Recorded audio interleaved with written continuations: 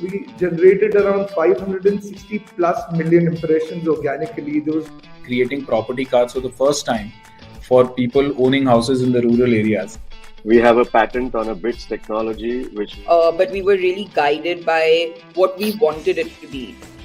In terms of the content consumption pattern has changed. Very competitive, very crowded. The objective is basically to democratize cancer care. I see a very bright future for retail industry. Technology now allows us to scale up. We also want to help patients become more compliant. If I look at the custom solutions market, it's almost about $1,500 billion. Your customers will not continue to be with you if you don't change here. We had adopted digitalization much earlier. Within a very short span of time, we are the number one operator in the whole of South India. If you are reaching out to a lakh people today, you would be reaching out to an entire globe tomorrow. We got those two brands and then immediately got into a few of the LFRs, and there was no looking back.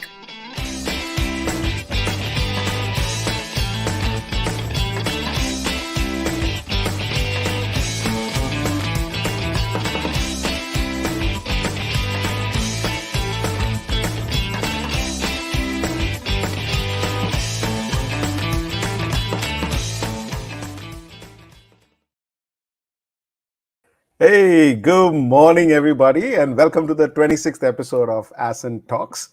All right, before I actually do the usual routine, I just wanted to thank some of you guys who have written to us about our podcast. We're also on the Spotify, Apple Podcasts, on the Amazon Music, pretty much all the channels, and we received some very interesting messages of people saying that we follow this show in the mornings on the way to our work. So thank you so much. And today's speaker, you will thoroughly enjoy it if you're listening to the podcast. It'll be a fantastic show for you guys. So good morning, everybody. My name is Ajit Panikar. I'm an Ascent member for over 10 years, and I lead Nova, an air conditioning company, and Pure Blue, a tech-enabled startup, which is probably the only company that offers air conditioning services across India. And my co-host, as usual, is a very creative person, Aleem. How are you doing, buddy? Fantastic, Ajit. Good morning, and good morning to everyone. My name is Aleem Merchant. I lead an advertising and marketing company called Synapse, and I've been an Ascent member for 5-7 years now, and very excited to be part of Ascent. And Ajit is going to talk to you more about Ascent because we say Ascent so many times in this show. So I think it's good to know what's Ascent first.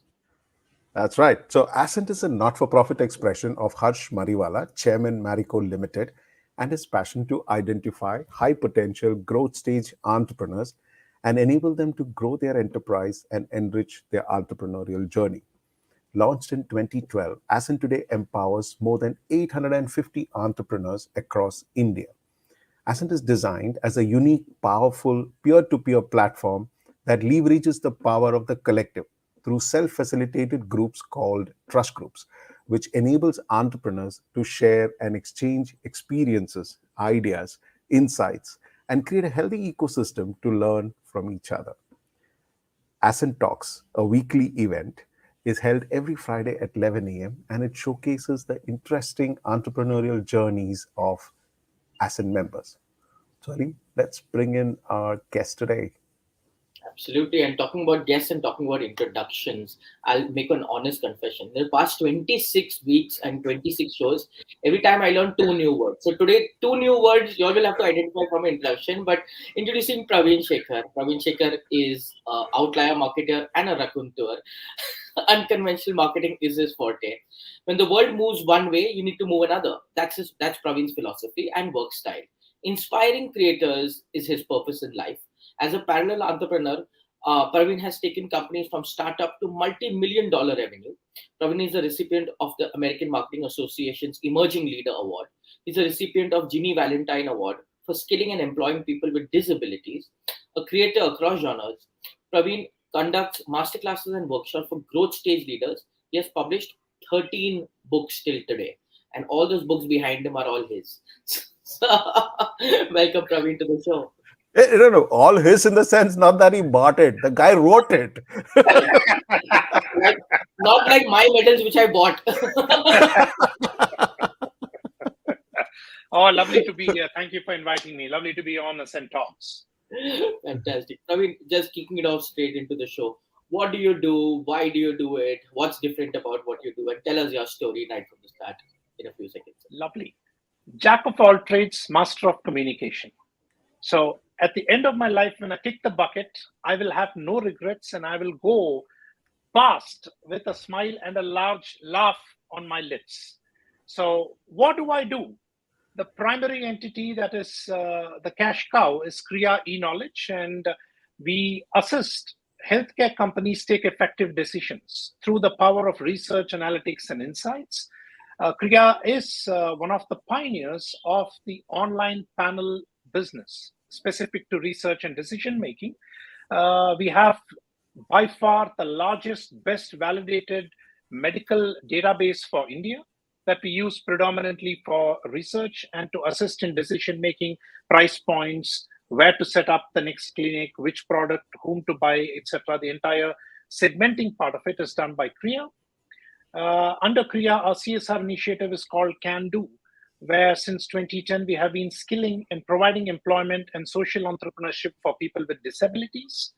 And the third division is our creative powerhouse, where we invest, incubate in startups and ideas. It is through that I have my professional speaking career, the books, the music albums that we are producing, and a whole host of other courses that we are coming up with, specifically aimed at entrepreneurs, growth stage predominantly, but that's what I would call the creative release of the entire company per se. So these are the three professional things I do, but I will stop it at that point, Aleem. Well, Pravin, tell us something. The three professional things that you do are, for a layman, I'm sure you thought through it, but for a layman like us, who's looking at it saying, yeah, these are three different things that he's doing. Are they even connected? Where are they? One is the medical field, then you have the CSR for disabled. How do all these three things come across here? Are they really all different, or there's a story where they're all connected from behind or anything of that sort? Tell us about it. So that is obviously a very strong connect. So when we started building, validating the database, we needed a calling team. And the calling team actually physically calls the doctor or the hospital owner, verifies and puts it in. And that is when we first hired a couple of visually challenged resources in 2010 who were doing all the calls. And that was supplemented by the hearing impaired who were doing all the textual data editing and validation, all towards funding and funneling the main business of healthcare decision making by having our USP, our IP of the largest validated part, because that shortens the decision making time by at least 40%. Now, this answers the how, why, and what. What needs to be done, whom do we do it for, is where the outlier marketer school comes in, or Crux 108. And then the actual fielding, collecting data, analyzing happens as a combination between Kriya Plus, which is the research arm, and Can Do, which is the call center. So each of these divisions were support centers for the main, but as happens in all our businesses, the support functions outgrow the main purpose for which they were built. And then Can Do started off supporting a lot of startups in their lead generation activities, calling, setting up appointments, scheduling virtual summits and events. And they had a lot of clients from incubation houses. And the same houses came back to us saying, hey, you tell us who is a buyer, you tell us why they want to, but how do we actually get them to buy? So what can you do? How can you help us? So that's the strong connect. We have a lot of healthcare startups and connects who use all three services, but pretty much all three are independent entities, different CEOs who run it through under the Kriya umbrella. So that's the connection, but each of them have their own clientele across some pan-global, some very specific to India. And Pravin, what are the significant changes you brought about in this industry? What are the significant changes you are seeing in this industry, and how you tapping? Aleem, it gets my goat because I travel a lot. I'm a conference junkie. I love going to conferences to learn, to find out what's the next trend. So when Kriya was formed, we brought in online research into India, online healthcare research as a specialist, 2009-10. We were out there trying to bring the new thing into India.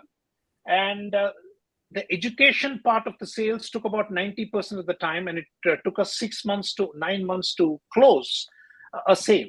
So by 2010, we had to take a strategic decision that we cannot be educating everybody and we moved our business development lock, stock, and barrel outside India. So till date, 90% of Kriya's clientele are international pharma, healthcare, research houses that want to research into India. So the business development happened outside until, and we were getting 3, 4, 5% in terms of our total clientele as Indian clients, until Corona happened. And the whole physical world shut down. You couldn't research, you couldn't talk to people, you had to move online. And all of a sudden, my client, my competitor, their uncle and auntie all wanted to do online research, but for the last 10 years, who's been educating the world about online healthcare in India? So that happened automatically. So now there was no need for that education. So if you ask, what is it that we pioneered into India? Till date, we are the leading healthcare decision service provider in the wider research analytics industry. And we continue to move that with WhatsApp-based outreach, and coming up soon with one of our incubation, which is an AI data bank of healthcare answers. So it is always trying to be at the cutting edge rather than the bleeding edge. But the problem being at the cutting edge is we cut ourselves first a lot many times and then make the changes. Amazing. So I'll tell you to all our viewers, Pravin has also brought a significant change to the Ascent community. If you want to see that, just notice him, okay? Look at that mustache of his, man. Look at that mustache. It's going, it's going to go behind his glasses soon, man. So Pravin, tell us, how did that happen? This big mustache. Yeah. How did that happen, man? Tell us about that mustache. We want to know more about that mustache. Absolutely. So there are two parallel stories, and I'll keep it really short. One, when my wedding was getting finalized with my wife, and the engagement hadn't happened, but it was pretty much arranged. Yeah, just in case of viewers, I just want to tell them, his wedding was with his wife. Okay. Yes. It's different. It might be different for you guys, but his wedding was with his wife. Okay, please go ahead, Pravin. So I sat her down and told her that my dad got married when he was 30. My grandfather at 30, my chacha at 31. Everybody lost their hair at 30. And I was 25 at that point. I told her, you got a 5-year notice, but it lasted 15 years. So that's behind this look. But 2010, 11 onwards, a lot of my college friends started moving back into India. And my drama troupe from college days started getting together. We didn't have time to do a lot of plays. So we started doing photo shoots. We started doing spoof, retro shoots. Some of our shoots, especially for Bahubali 1, got covered in the papers. So this was in character as Shikari Shambhu with the cap. So if you've seen the cartoon, so this was in character as Shikari Shambhu, but the character, everybody around me started loving it, that ended up becoming my brand. So I have my company brand and I have my brand, and this is necessary thanks to my mentor who said the company could be bought, sold, shared, done, whatever, but you as a brand are going to be your brand till you hit the bucket. So you need to invest in both. So if you look at my company colors, they are orange and black. But if you look at my personal colors, they are this. So that's the genesis behind the mustache. And now it is there to stay until we come up with another play or something else. But even then, I'll still have to retain the mush because that's become the identity. Awesome. And this is also my ode to Salvador Dali. So if you don't know, he's the craziest creator of all time. Wow. Amazing, Pravin. Just a quick one, Pravin. I know for viewers who feel, who've done, you've done so much businesses and you've made significant changes. Nice little story about for any entrepreneur. It's never an easy. There's always a backstory. So share with us what is that big challenges that you faced and how did you overcome with that? Yeah. What are this whole journey? What are those big things that really shook you up? Right. So I'm going to relate to something very specific. I am a serial entrepreneur, which means I start companies. Now I'm a parallel entrepreneur. I've got multiple companies going. But when I started Kriya, I was already in business. I had exited the company, and some members of my team who were in love with me followed me through to the new entity. So the biggest challenge I had was living up to their renewed expectations to recreate the magic that we had created earlier on. And I did not succeed fully. The whole bunch that had come in, Ajit and Aleem, you would would react. We've already made a success, we made an exit, taken a sabbatical, I restarted something, and the whole my management team followed me right through. But within 2 years, I lost half that team because I was not able to recreate the magic in that short a time frame. And that is one of the biggest challenges that I had, and I'm remedying with every new business with former colleagues whom I continue to tap into to come in, is to calibrate and set the expectations right at every interaction that we go through. End of the day, we end up falling in love and going back to the familiar. So you mentioned about the wife. Well, our first love or our first girlfriend, etc. You keep trying to go back, but in this case, they are colleagues. They are people who worked and given the toil, tears, and sweat, and we've done it together in the battleground and made a success or failures that binds us more together. So my biggest challenge was, how do I live up to their expectation in the short term and in the longer term? Touch wood, I lost half the management team, but from the half that I lost, the other half has come back after a while out there. So my biggest challenge continues to be, when I start something new, how do I set the right expectations for my team that believes in my power, not the business, in my brand, on me? And therefore, the pressure to give back more ROI, because they've also made sacrifices and come through, becomes larger.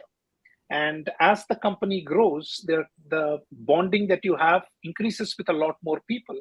How do you take it forward? How do you make sure they have an ROI for their life, for their time investment in your brand? Pravin, now I'm going to show you something. Yes. Fanboy moment.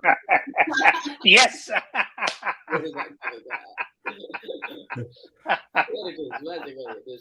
Yes. So Combat yes, culture. Share with us, how did you write 13 books? Most entrepreneurs say that they don't need a 1 minute of spare time, and here you can write 13 books. So give us the secret. How does one write 13 books in their lifetime? And I know you're going to write about 25, 30 more. So yes. Oh, it comes down to I took a book coach for my first book, Devil Does Care, which was a marketing book on guerrilla and outlier marketing. And the first thing he said, Pravin Shekar, who was the book coach for my first book and continues to guide me, he said, your first book is going to be crap. Deal with it. And two, why does the book have to be in Wall Street or other part for other people's parameters? You are writing for your audience. You write for your audience and be happy with it. And the second guru that I have is Arun Verma from Arun Verma Design Services, who runs a retreat called Creative Ghar, who said it is our purpose in life to create whatever we are given, to create and put it out into the universe and leave it up to the universe to go ahead. And therefore, once the first book started, which incidentally, on the same date I launched my first book, my 9-year-old daughter at that point launched her first book. And it was very well received. That kind of gives you a bit of a vanity kickback. And the second one comes out and the third one comes out. But in my case, Ajit and Aleem, I also have a robust parallel career as a professional speaker. I get paid to speak, which means every year you need to have something new to offer to the audience, a new marketing talk, a new method, a new research that you have tested out. And when you deliver a talk that roughly translates into 10,000 words, add something more, and then you have a book ready. So every year I need to come up with a new topic, and therefore it comes through. But how do I write? I write every morning. Whether it is good or bad, I write every morning. And two, I read on average about 65 to 70 books every year. And they shape your thoughts. I listen to other speakers, but it is my way of planting my seed back into the universe. Whatever happens with it, I have no expectations. It does well. So people, when they ask me, so how many of your books are bestsellers? And I say every single one of them. They say, "I don't joke, man. I don't see it anywhere." The reason I come up with my books is for my purpose, for my expectations. So as per my expectations, it is every single book is a bestseller because it's brought out for a specific purpose. One of the books is for, like Ascent, I'm also quite active in the Professional Speakers Association of India, where 90% of the members are speakers, but they want to be professional speakers. So I brought out a book only for that segment, how to get my first paid speaker gig. And out of the 200 members, 150 bought it. So why is it not a bestseller? Yeah, right. Too good. Right. To me, it is. And talking about marketing, these are other avenues for people to taste me. So they pick up the book because they like the cover, and I have a team that works with me on every book. Arun Ramkumar, Nandini Ramkumar, Ragul and Siddharth were also there. So they like the book, they read it, and only if they like it, they're going to talk to me. Right? Which means it is a marketing qualified lead coming in for me to execute any sale that is necessary. And it is a pull tactic. I'm not going and say, buy me, book me for speaking. They read it, they see the videos, they like it, and then they come over, which pays back to my business because they know me as the CEO of the company. So that trust and likability automatically comes through. It's a transfer of trust. Acha, Pravin has done this, then his company will also do that. And that moves in smoothly. Yes. Amazing, Pravin. Absolutely. And I'm so glad that you actually spelled it out so well. Trust me, dude, your energy is even if it's on the video, it's like full on, man. One life, Ajit and Aleem, we've got to make it count, and we've got to give everything that you have. But like Pravin, but Pravin, there's one question that I've been waiting to ask. This in an entrepreneur's journey, you've done quite a few things, but one of the most critical things, like at the stage that you are in and giving back and everything, is about succession. Your enterprises live beyond you; they're immortal. I mean, they go beyond it. You build legacy around it. Your business is so diverse, and it's all driven out of your passion. Have you thought about succession, and how do you think? I mean, is that practically possible? Not possible, or is it a challenge? What's your thoughts on that? Right. It does tend to be a challenge up and down, but succession, I look at it in two parts. One are my professional children, people whom I have worked with, groomed, and have come up the management ladder, and one are my biological children. The answer is very clear. My biological children at this state in mind, 20 and 16, have clearly said they're not interested in numbers, statistics, or marketing. So it most likely will be the social arm that one or two of them would carry through. So the succession on each of these business will be to the professional children, so that I can at some point get out of the title of CEO, but then the business will continue through. And at this point, I'd love to quote Robert Cialdini. His book Influence talks about whether you are in authority or you are an authority. Very beautifully done. That in authority means you have the title, you have the gadi, you have the big one, the image of being in authority, versus being an authority when, regardless of what you do in that particular talk, you are an expert. So in terms of the succession planning from a professional children perspective, I will cease to be in authority much sooner, so that the company becomes an authority, and then my colleagues who've been with me for years will then take and run it through forward, as opposed to the biological children, whatever they are looking at. Because I'm a first-generation entrepreneur, my wife's a first-generation entrepreneur, and we are hoping our kids would take up entrepreneurship in some form or shape really quickly. But it's their journey, and they will need to decide what they want to do, while we have the platform ready should they decide to jump into any form of entrepreneurship. So that's my answer to you, Ajay. Wow, amazing. But I will tell you a story. So over 3 or 4 Ascent conclaves back, I was sitting in one of the rows, and I saw this guy, very well dressed, mustache, I'm talking about. Okay, and I'm like asking someone, who's this guy? He said he leads our Ascent Chennai chapter. So yes, Pravin, I wanted to ask you about Ascent, your journey, but I also want to ask you how you're leading the Ascent Chennai chapter and what you're doing for the people over there. And for our listeners who would be logging in from Chennai, why should Chennai be interesting? Right. So from a Chennai chapter, I'm a part of the Pioneers Trust Group. And as a part of our trust group, the first trust group in Chennai, therefore Pioneers, and we had our meetings alternate every month in our respective offices. And I still remember 3 years ago, I started in 2018, and around 2020, just before the lockdown, we had a TG meeting in my office. And my wife and I run the business together. And she walked on at the end of the meeting just to say hello to my trust group members and thanked each and every one of them for the transformation in me as an entrepreneur after having joined Ascent. Because what Ascent provided me was my board of directors, my board of advisors who question me, who hold me accountable for my promise to become a better entrepreneur and to run the company better than I possibly can or I should. So that's how it started. And we did get beaten up a little bit from a COVID perspective because we had a pretty good, strong trajectory of growth, and then things turned hybrid. But now we are on the growth path again with close to 100 members in Chennai. And to me, Ajit and Aleem, it is what my wife told my trust group, that I can see a transformation in Pravin. Thank you. Even though she has no idea because of the confidentiality, what is it that we discuss, but she observes what I do in the company and how that has changed, how I interact with people, how the strategic vision has changed. And that is something that as a growth stage entrepreneur, growth stage first generation entrepreneur, I lacked. Whom do I go to and ask for advice? Whom do I, without getting into the Gyan mode? So as the Ascent rule, whenever I put forth the problem, those who had solved the problem told how they had solved the problem. And it's up to my smarts to see what can I learn, what can I adapt, how quickly can I put through. And two, we are in India.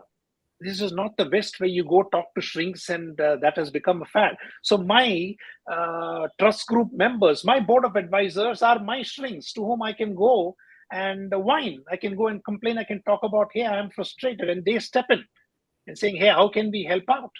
And this is not just from a professional standpoint, also from a personal standpoint with our monthly check-ins where we talk about what went right, what went wrong.